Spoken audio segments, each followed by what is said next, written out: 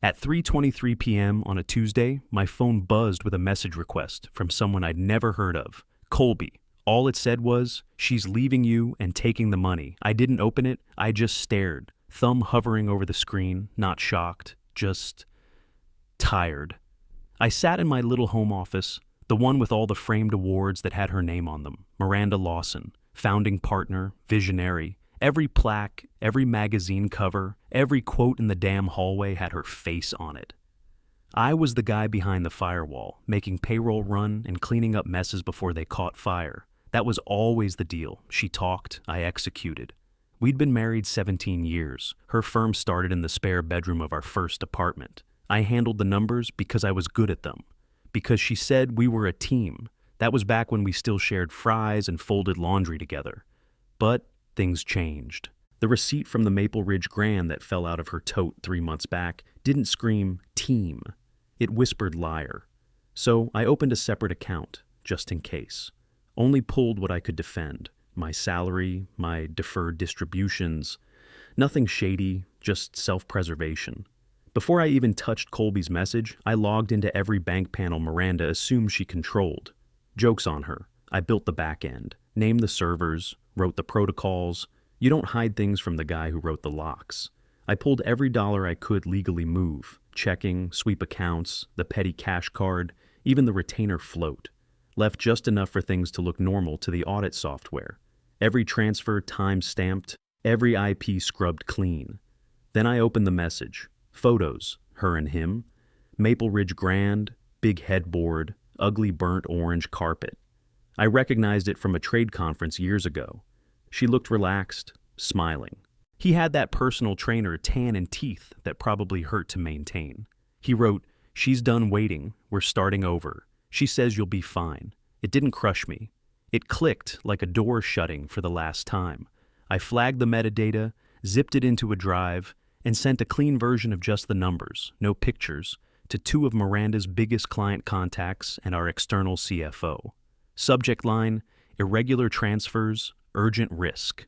Then I sat back and watched the wires freeze in real time. Retainer holds, merchant locks, payment flags, all before most folks even finished their coffee. I heard later she tried to buy wine after a pitch. Her card choked. She made that sharp little bark she does when something breaks her image. Quick note, before listening, share which city or country you're watching from. I'm not proud of how good that moment felt. It was like getting real air after weeks of breathing drywall dust. I closed the laptop, stood up, and started packing boxes. I'm 58. I spent my 30s doing construction estimating, then moved into ops for a regional distributor. Nothing flashy, but I understood numbers and I understood people, what they needed, what they lied about, and what they'd let slide if no one looked close. When Miranda first pitched starting her own PR firm, I backed her. No hesitation. I cashed out a 401k that took me 11 years to build.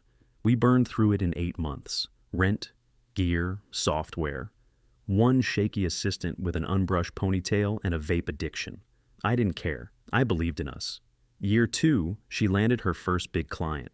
We ate baked ziti on a secondhand rug with a wine bottle we chilled in the bathtub. She toasted me and called me the backbone. I didn't need applause. I needed us to be solid. I wrote our vendor terms to cut 2% across the board. I negotiated a copier lease that didn't bleed us dry. Set up the accounting tree with real retainer accounts. Actual compliance, not just vibes. The bank officer laughed when I asked for dual sign controls. He stopped laughing when a temp tried to sneak through an ACH on a Friday. I caught it, reversed it, and didn't tell a soul. Just filed it away under, saved her again. As Miranda's name grew, mine shrank. She started getting invited to women-led founder panels, yoga brunches, cover shoots for trade magazines. I stayed late fixing the CRM she kept locking herself out of. At networking events, people would clap me on the back and say, "Lucky guy, you get to ride her wave." I'd smile, nod, go get more ice. Her mother, Darlene, never missed a shot to dig. Called me not exactly a provider one Christmas right in front of the tree. If I showed up from the warehouse in work boots, she'd nudge Miranda and ask if I was headed to the Goodwill fashion show. Small digs. But enough of those and you start bleeding even if you don't see the cut. When the business grew and we started hiring real staff, Miranda said it was time I stepped back from the office. Clients want a certain image, she said, like I was a dent in her bumper. I got promoted to home operations. Said it was so she could lead. What it felt like was a padded bench seat at a game I bought the tickets for. Then came the receipts. First one that stood out was a $389 bar tab at the Maple Ridge Grand. She'd said she was at a board meeting that night. I asked about it, real casual. She said a client crisis ran long, and the hotel comped the suite. She smiled like I was cute for asking. A week later, $1,170 from Cartier. Our anniversary had come and gone 2 months earlier, and Miranda wasn't the sentimental, surprise you later type. Nothing new showed up in the house. She waved it off as a prop gift for a pitch. I didn't say anything else. I started a worksheet, dates, merchants, claims, mileage that didn't match calendar entries. I ended every line with, maybe I'm wrong. It sounds stupid, but it's how you buy time with yourself. Telling yourself you're cautious when really you just don't want to be the idiot who didn't see it. Then I saw him. New trainer at her gym posted a selfie with the Maple Ridge Terrace behind him, clear as day. His tag was Colby Fit. Comments were the usual, flames, biceps, emojis, and then hers. A legend, no punctuation, just like she texts me when she's annoyed. I've been in enough boardrooms, enough trucks, enough warehouse break rooms to know when I'm not supposed to be in the room. I didn't confront her. I did what I do. I prepped. I mirrored her iCloud to an old gray iPad we bought 5 years back to check cookie recipes. She forgot it even existed. Same unlock pattern, just a different number at the end. Took me 3 tries. Old dogs remember old tricks. And that's where I found it. A notes file titled After North Star. I opened it and felt my ears go hot. It was a full plan. Not just some fantasy list. Actual instructions. Move funds through temporary expense ledgers, consolidate accounts, liquidate one brokerage, then bounce, switch countries. She listed a Tulum condo deposit already paid, had a timeline mapped down to the week after the North Star dinner. I stared at it for maybe a minute.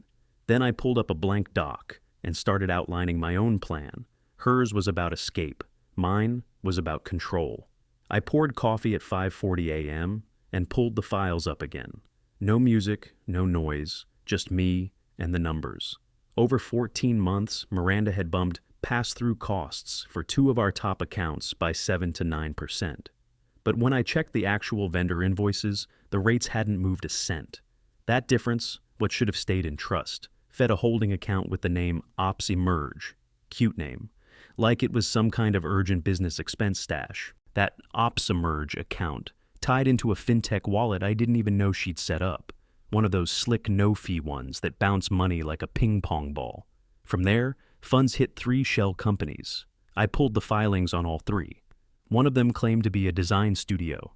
No portfolio, no web traffic, no nothing. Registered agent, Colby Barnes. Address? A UPS store box 6 miles from our house. I found the condo payment too. 84 grand wired to a broker in Quintana Roo, broken up into 4 transfers under 22,000 each, barely under the alerts that trigger flags. Sloppy, careful, the kind of trick someone half paying attention thinks is clever. I exported every transfer, invoice, and ledger mismatch. Attached screenshots. I wrote a 1-pager, tight, readable, no bloat. I learned a long time ago that no one reads 10 pages if one will tell the story. Then I went back to the After North Star note. It spelled the whole exit plan. Land North Star. Max out the billing while the goodwill's still warm. Book a wellness retreat. Leave the country by Tuesday. And this gem? Midweek exit means it won't look romantic. That was their idea of subtlety. I stared at the screen and thought about the last 17 years. The nights we crunched payroll on the living room floor. The day she cried when the first client renewed. I thought about the way she used to reach for my hand at stoplights. Then I called Arturo. Old warehouse boss, still wears steel toes and hates liars more than black coffee. I told him I needed to talk to someone in banking compliance, off the record. He put me on with his cousin Raul, a risk officer at a bank we used for 6 months before switching. I asked what kind of red tape would freeze joint and business accounts if someone flagged trust account skimming. He didn't ask why. He gave me the exact forms, the exact triggers, the exact timelines. Sounded like he was reading them off a laminated sheet. Then I built the real packet, not just files, evidence, framed tight, clean enough for court, clear enough for clients. I thought about who'd actually do something with it. Leonard Price came to mind immediately. He mentored Miranda early. She used to say he was old school, but I remembered how she changed her tone every time he was in the room. Pressed slacks, combed part, still uses a landline. Leonard doesn't do PR spin. He does facts. I didn't call him. I emailed his wife, Elise. She's sharp and runs their world. I just wrote, "I need 5 minutes at your kitchen table. It's business. Please don't tell Miranda." She replied in under 10 minutes. "Tomorrow, 2:45. Come through the side gate." Their kitchen smelled like baked apples. She offered coffee. I just shook my head and set the one-pager on the table. "Before the North Star dinner at Hargrove on Thursday, you need to see this. If I'm wrong, I'll eat it." Leonard came in halfway through. He took off his glasses and read every word. Then he read it again. Didn't look at me until he finished. "You sure?" he asked. "Enough to bet my house." He nodded once. "I'll make calls." Elise walked me to the door and squeezed my forearm. Just once. No words. But it felt like someone opening a window after the air's gone stale. On the way home, I stopped at a strip mall computer shop, paid cash for a new laptop and the smallest flash drive they had, loaded the clean packet, made 3 copies. One stayed with me. One went in a lockbox under my aunt's maiden name. One still taped inside the attic panel. That night, Miranda kissed my cheek and asked me to grab her dry cleaning for the dinner. I told her sure. She didn't notice the tremble in my hand when I lifted the soup bag. Wasn't nerves. It was the feeling you get when the weight finally shifts and the brakes start to smoke. 2 days out, I set the tripwires. Every account I had legal access to, joint, ops, petty float, I built triggers. Anything over 9,500 sent a ping straight to the burner in my pocket. Anything tagged vendor refill in the ops emerge funnel copied out a clean PDF to Leonard and Elise automatically. No name, no trace, just raw numbers. I called our insurance broker next, played dumb. "What kind of coverage kicks in under employee dishonesty?" I asked. He snorted. "That's a weird question, Derek. I'm just curious." "No one's just curious about dishonesty riders," he said. "You worried about something?" "Not yet," I told him. That night, Miranda came home with a bottle of sparkling rosé and 2 skinny flutes. She kissed me on the cheek like we were still college kids and said, "To North Star. Finally landing a fleet account changes everything." I clinked the glass, but didn't say, "for us." Not anymore. She asked if I could double-check the seating chart. I said sure. I moved just enough names to put Leonard next to Priya, the North Star COO. She's smart, quiet, and allergic to fluff. Next to them, I slotted Elise. That trio? No one grandstands with Elise in earshot. At midnight, I ran a test, $12 dummy transfer. Burner buzzed in 4 seconds. Solid. The next morning, I set 4 timed emails with the full packet, all scheduled for 8:55 p.m., dessert hour. Recipients, Leonard, Priya, our outside CFO, and Elise. Because I trusted her to read everything. Then I walked next door to see Hank. Hank's a retired cop who once chased a guy barefoot across gravel just to prove a point. I told him, Thursday night I might need a ride, if it gets loud. He didn't blink. "Gassed up," he said. That was it. Lunch with Darlene was next level miserable. She stabbed her fork through some kind of kale thing and said, "So, our little house husband, did you iron the linens for the big dinner yet?" I said, "They're pressed." She smirked. "At least you're good at something." I pictured the dishonesty rider paperwork. Her daughter's name was the only one on the hook. I didn't smile back. That afternoon, Colby posted a story from a parking garage. I recognized the columns, lettered, painted orange, Maple Ridge Grand. He geotagged it, Late Night Hustle. I'm not a detective, I just watch. I notice the things people don't think matter. It's why the warehouse never lost a pallet when I ran it. That night, I checked the old iPad. She'd queued a draft email to her team. Subject line, Wellness Retreat. Send time, Friday morning, 6:40 a.m. Text read, "I'll be offline. Billing continues per usual. Derek will be point of contact." Point of contact, that's all I was to her. A buffer, a catch mat for whatever backlash she didn't want to handle. I sat at the kitchen counter and ate cold chicken out of a takeout box. Didn't heat it, didn't care. I stared at that draft and felt my chest go tight, not with heartbreak, with clarity. She wasn't just leaving. She was using me as the cleanup crew on her way out the back door. I didn't slam the fridge, didn't yell. I got up, checked my systems, tested the burner one more time. Then I set the phone face down on the nightstand and lay in the dark. The HVAC kicked on. The hum settled in the walls like a long exhale. I thought about the kind of silence that used to mean comfort. Now it just sounded like someone pretending not to hear you. I told myself, get through the dinner. Let the evidence speak. No speeches, no scenes. I'd let the tripwires do what they were made to do. And I'd watch it all land. Thursday afternoon skies were the color of clean metal. That sharp silver gray that says storms might flirt but won't commit. The private room at Hargrove smelled like rosemary and money. Leather chairs, polished wood. Herbs burned just subtle enough to make people think they belong. I'd picked the wines, the glassware, the napkin fold. Old habits. Miranda never cared about that stuff unless it made a picture. I told a server to swap out candles as soon as they hit a knuckle. People notice when the little things burn too low, especially when they're already squinting at the big stuff. North Star's folks arrived on the dot. Priya walked in with a slim notebook and a face that said she read contracts for fun. COO badge wasn't visible, but it was all over her posture. Next to her was Ben, their logistics director, built like someone who'd done actual loading dock time. I stood to greet them like I still mattered. Leonard and Elise came in right behind, Leonard with his poker face. Elise scanning the room like she'd already done the math. Miranda, she floated in like nothing on earth could touch her. We help brands steer storms, she said to Priya, hand out like she was offering a miracle. Our crisis bench is unmatched. She said it the way people say we already started your order, confident. Just enough warmth to make you feel bought in. She's always had that gear. I sat 2 seats down from her. Silent partner, tag-along husband, whatever the hell I was now. I asked Ben something casual about driver retention and fuel hedging. His eyebrows went up. Priya turned slightly toward me. Not much, just enough to acknowledge that I wasn't just a breathing statue. First course landed. Lamb, carpaccio, tiny curls, pointless greens. Miranda told a story about a winter crisis we handled for a manufacturer. Except, she said she handled it. Called me back-end ops. Like the 9 straight nights I ran calls and rerouted shipments was just me bringing coffee and clicking mute. Her phone buzzed once, then again. Then a third time, harder. She ignored it, but her fingers twitched. I didn't move, just sip my water. Tripwires were active.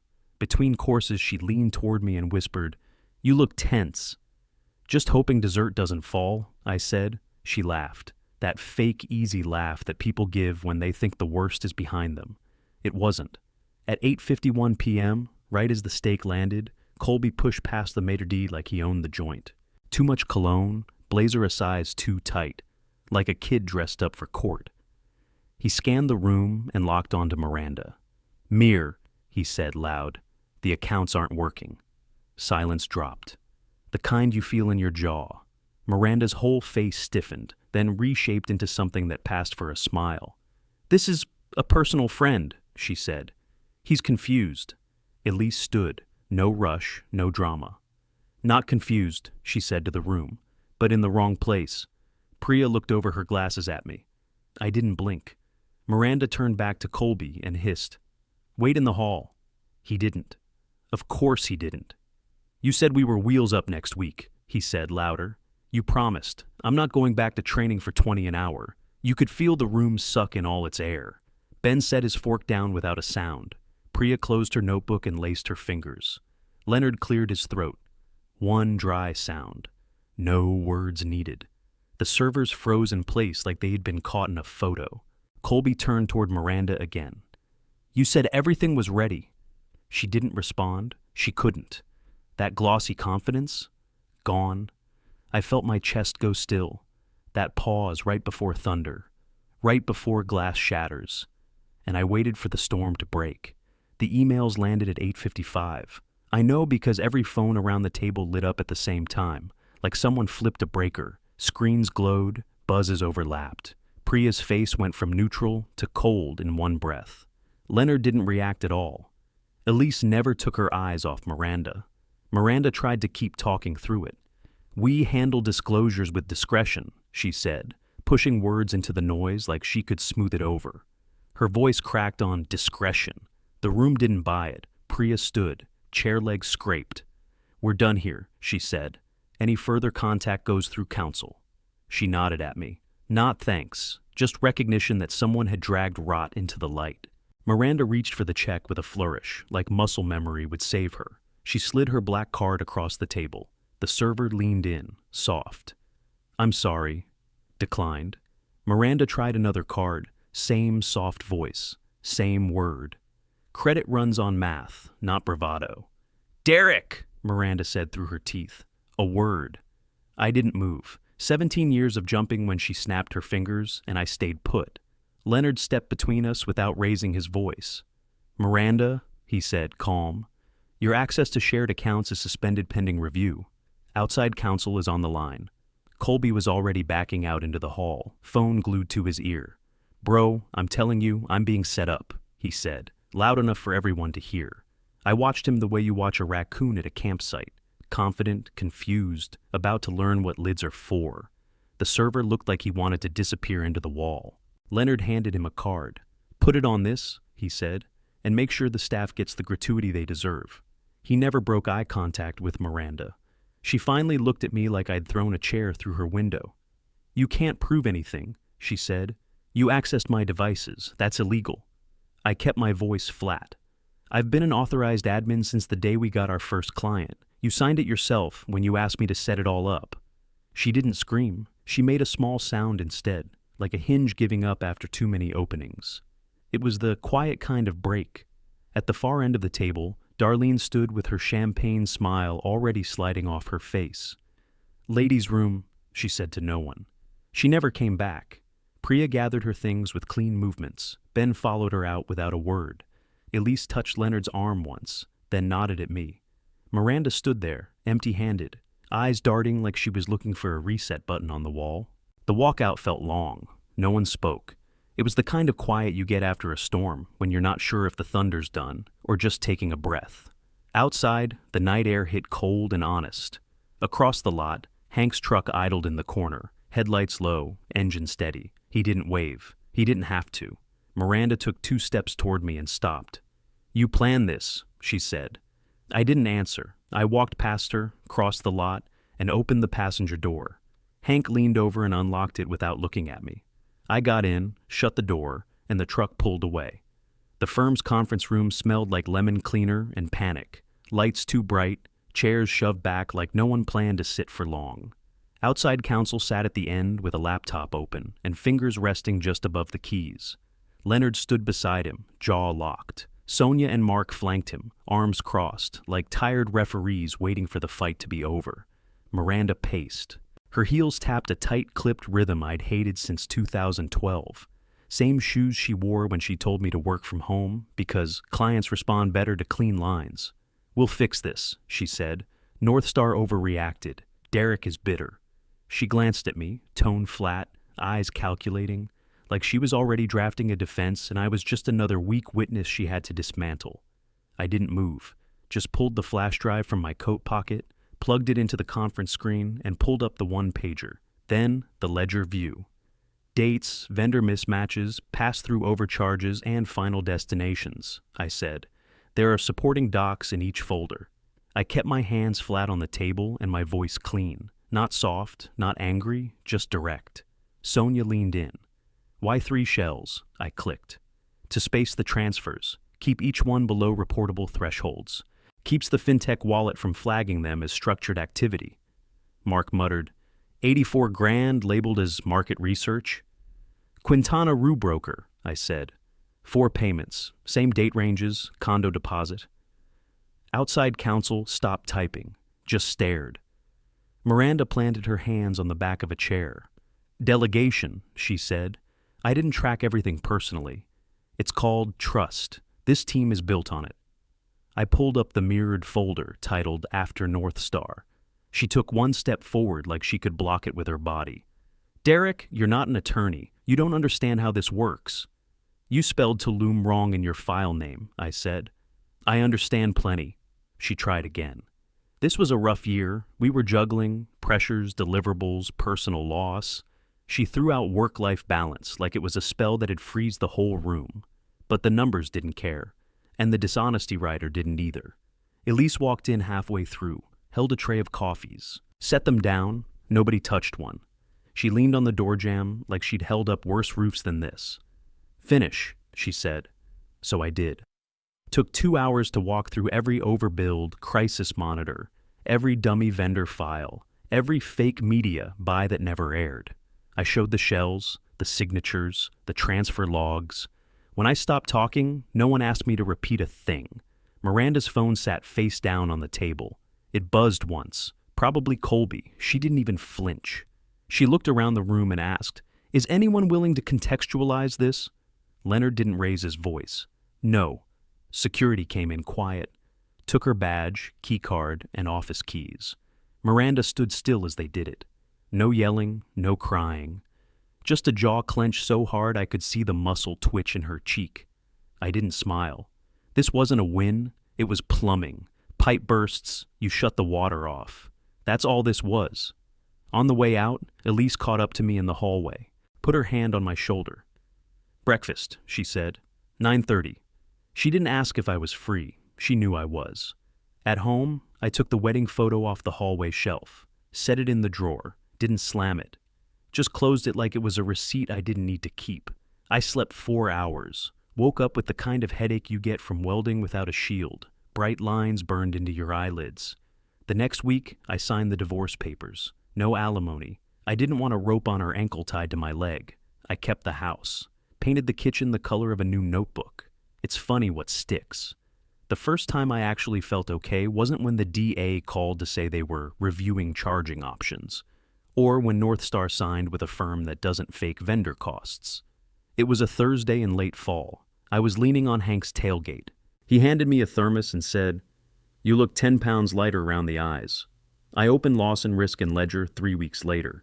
Tiny office over a barber shop. No sign, no secretary, no bullshit.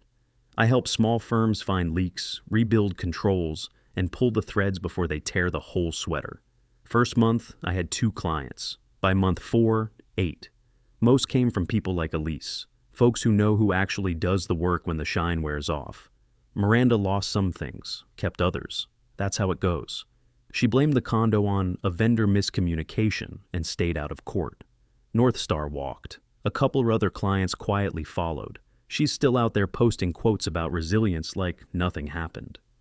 Colby vanished, probably flexing somewhere new, chasing a different shortcut. Darlene stopped texting me, travel updates for vacations I wasn't invited on. Not mad, just done. I had coffee with Priya once. She said, "I need to understand how we missed it." I told her, "Truth travels slow when it's wearing sweatpants and doesn't have a publicist." She laughed. We talked driver bonuses, fraud flags. She asked if I'd ever go in-house. I told her maybe. But I like my own keys.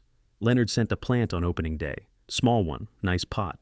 Card read, "When the quiet man speaks, smart people listen." I keep it in the drawer. I don't need a shrine. I just like knowing someone noticed. People ask if I'm dating. I tell them I'm better at sanding than small talk, and I'm in no rush. I fixed the squeak in the back door, the loose baluster on the stairs. Left the dent in the garage from a winter 12 years ago. Could have pulled it.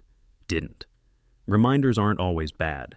The memory I kept from that last North Star dinner wasn't Miranda's face, or Colby's tantrum, or the sound of her card declining. It was the silence that came after. Like the field after hail. Not ruined, cleared. You can breathe after that. You can plant again. I'm not a hero. I'm just a man who stopped hoping someone would act right just because I wanted them to. Looking back, yeah, I should have seen it sooner, but I did what I had to when it counted. That counts. If there's revenge here, it's quiet. The same people who dismissed me now pay me, and the ones who thought I was furniture now sit across from me and say please and thank you. I don't gloat. I just send clean invoices and go home to a quiet house that finally feels like mine. The burner phone's still in the drawer. Once in a while it buzzes with spam, and I think about that first message. She's leaving you and taking the money. He meant it like a punch. I caught it with an open hand. Then I set it down and got back to work.